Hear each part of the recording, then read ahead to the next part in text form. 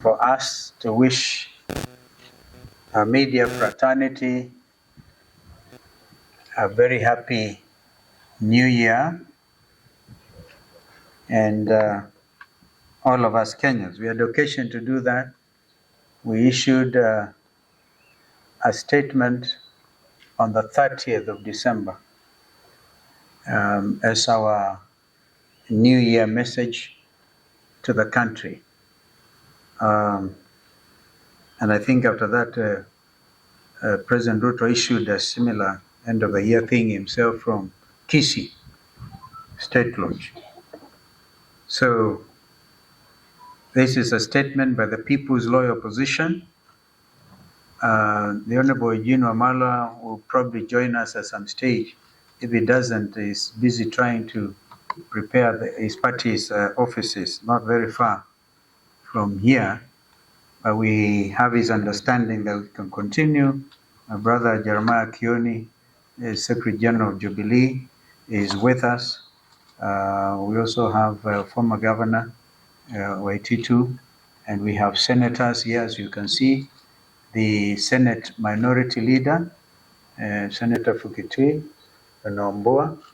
We have ranking members like Mheshimiwa member for Dr. Makali from Kitui Central, Senator Maanzo here, Senator Agnes Kabindu, and Mheshimiwa Mule, ranking member.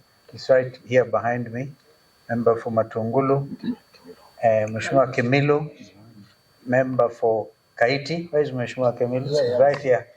I'm taller than him. Mheshimiwa Mawade, member for Embakasi South, and a team of MCS from there.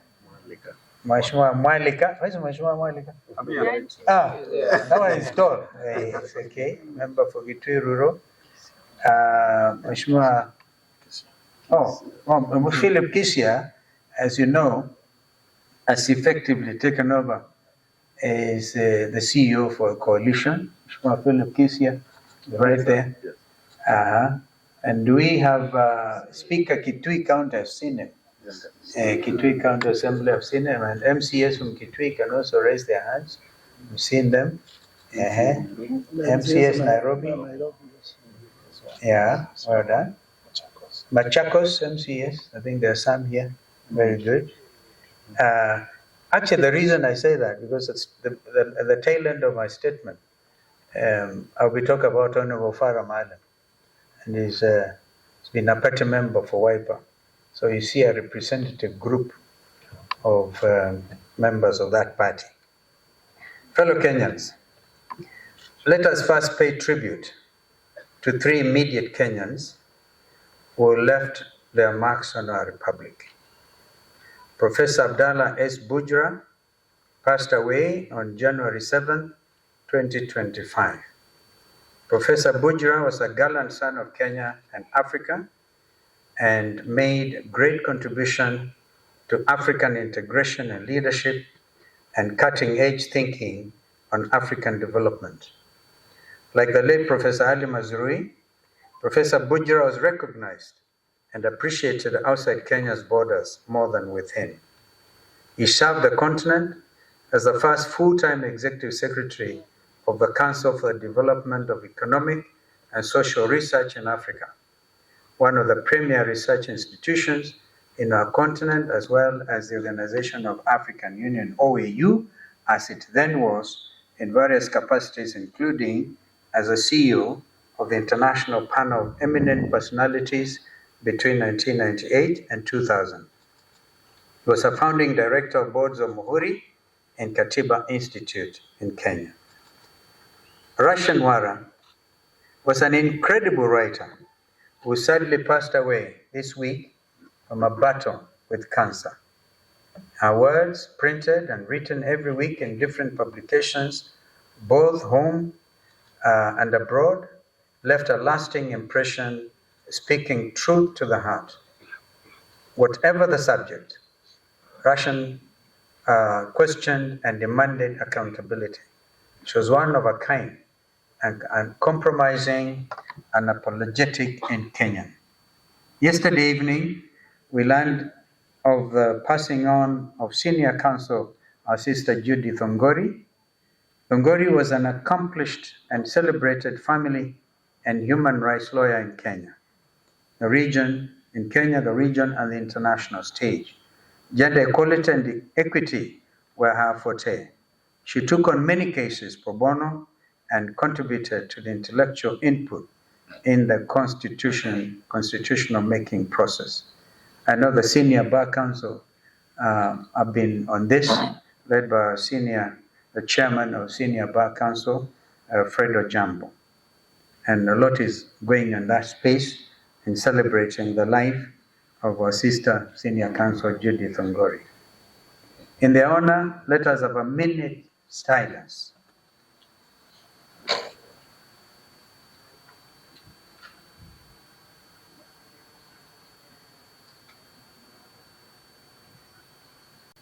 Thank you. Fellow Kenyans, on Sunday, January the 12th, Public Service Cabinet Secretary Justin Muturi, in a stunning revelation during a press conference, outlined in shocking detail the harrowing tale of his son, Leslie Muturi's abduction on June the 22nd, 2024, while in the company of Embakasi West MP Honorable Mark Mwenje and driver Marangwe Manyara. Honorable Muturi, who was serving as the Attorney General of the Republic of Kenya at the time of his son's abduction, said that he had been waiting for answers for the last 6 months as to why his son was abducted. What should be of concern to any law-abiding citizen is that Honorable Muturi, as Attorney General of the Republic of Kenya, sat on the National Security Council, the top security organ in the country. Honorable Muturi has been seeking answers for the past 6 months. They have not been forthcoming to someone so senior in the Kenya Kwanza regime. So senior should be a matter of great concern to all of us. Following Honorable Muturi's statement, the Director of Criminal Investigations, Mr. Amin, invited the Cabinet Secretary to record a statement. If the idea was to cower Honorable Muturi into silence, they picked on the wrong man. If the bombshell of the Sunday statement was not enough, Honorable Muturi signed the statement, clearly and squarely pointed the blame at the main culprit behind the inhuman abductions. A man who joked, made light of the abductions and Gen Z's demonstrations, a man who placed one phone call inside of the State House Nairobi Pavilion to the National Intelligence Service Director General Nuruddin Haji and had Leslie Muturi released within an hour. That man, as you have previously stated, is President William Ruto.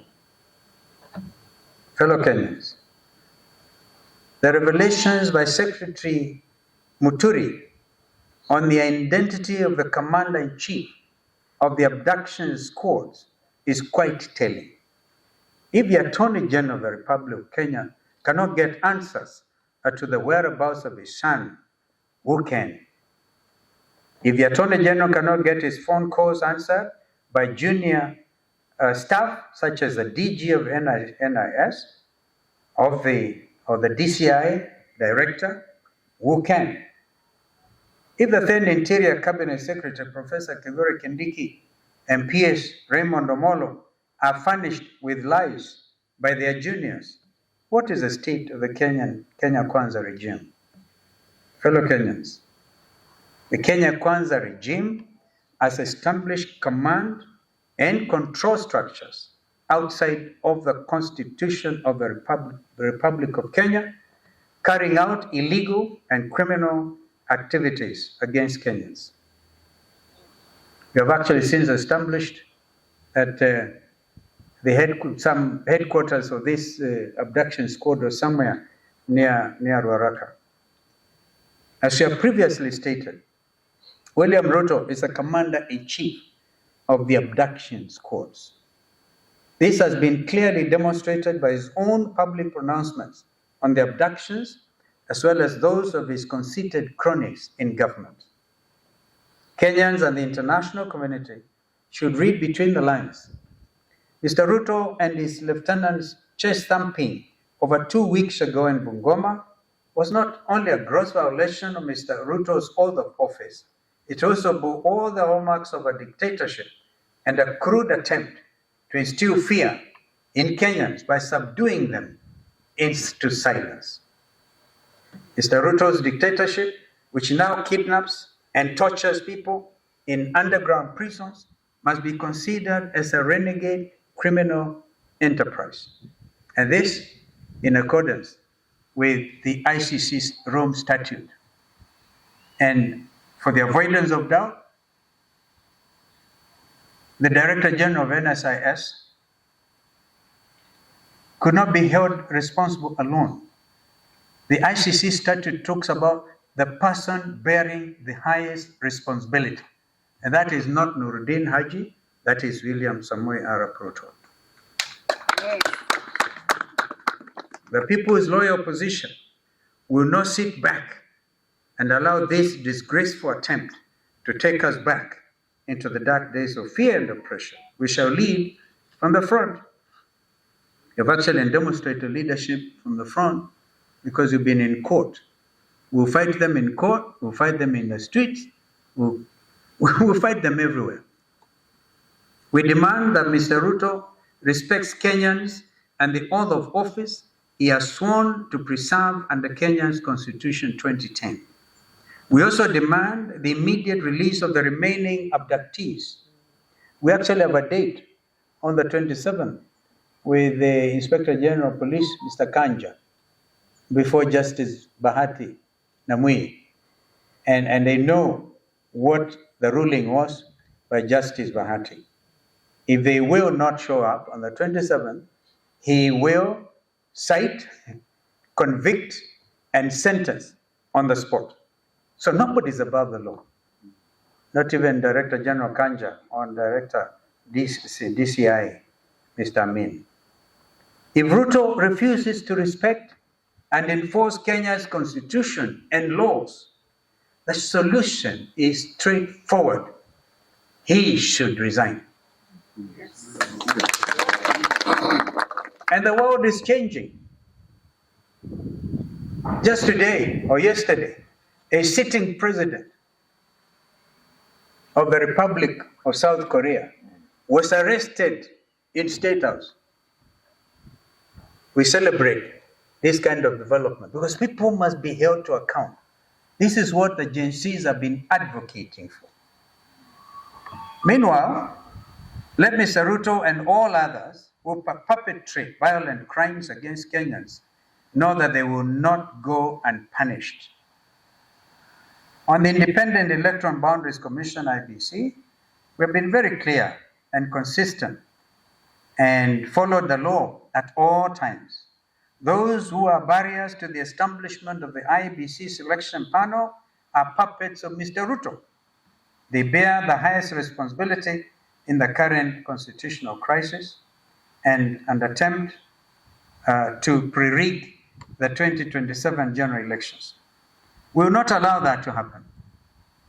And I'll ask my brother Kioni to respond to some of the remarks by some of these renegades who can even say they know how to manufacture presidencies beyond 24 years. These renegades must be called out. Lastly, for avoidance of doubt, Honorable Farah Maalim, who until now has been Wiper Democratic deputy leader, stands expelled from the Wiper for violating the Constitution and the rights of Kenyans, and even abusing Kenyan mothers. Thank you, and God bless you.